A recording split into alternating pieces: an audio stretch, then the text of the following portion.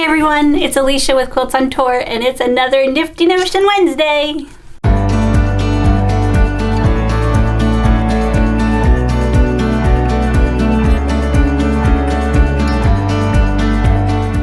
Today's Nifty Notion isn't quite a notion, but it is. It's my favorite magazine in the whole world, from Missouri Star, the Block magazine. This comes out every 2 months. I believe it's like $7.99, and that includes shipping. It's a steal. If you don't get this, I would recommend you get it. I'll make sure to put the link to their website in the description below.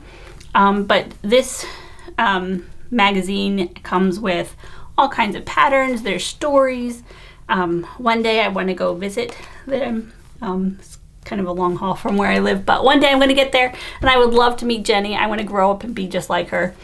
She seems like such a sweet person and has such a sweet spirit.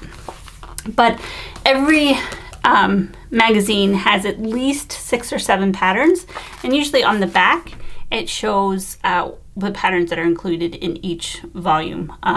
So you know, you can look back for a quick reference. Like this one, it actually has a table runner, it has a little drawstring bag, and then different quilts.